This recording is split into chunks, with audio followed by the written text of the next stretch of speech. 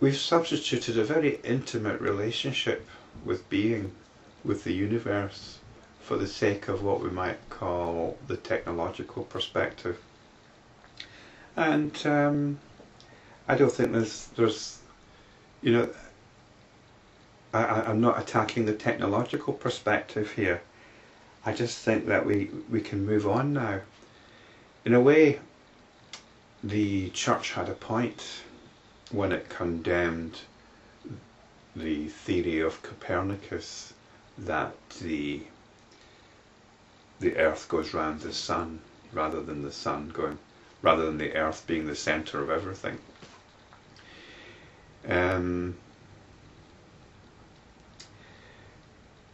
I'm not suggesting that Copernicus should have been suppressed or anything, but I think the church understood the implications of this theory.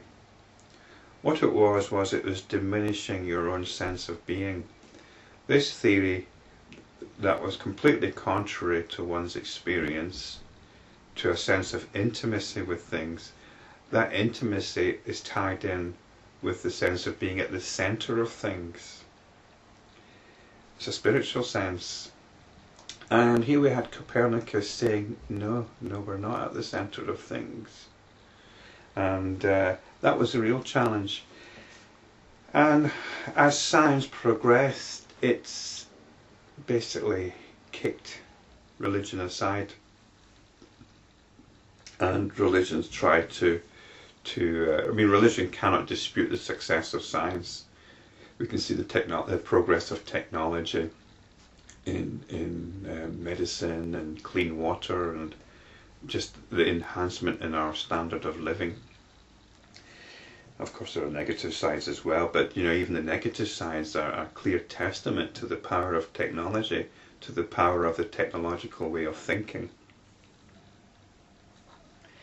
So, what I'm saying here is, it doesn't need to be either one or the other.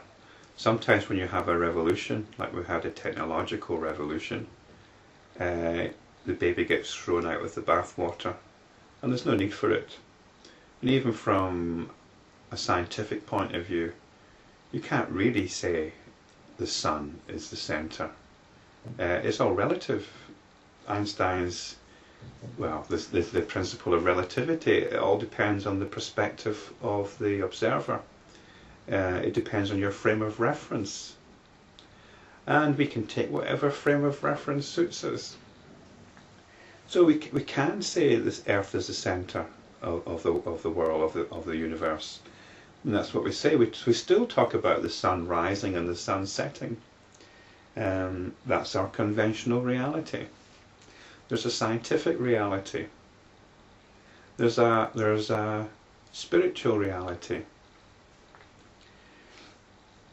And they're operating in different modes. And I think the point of view of spirituality is to get these modes into perspective, not say that one is wrong and one is right, and if the one that's wrong we must reject it and then bolster up the one that we believe is right. No, it's a question of knowing which mode is appropriate to be operating in.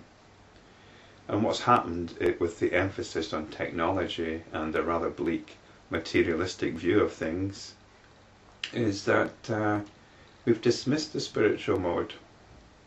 There's no contradictions involved here. It's a question of getting things into a harmonious perspective.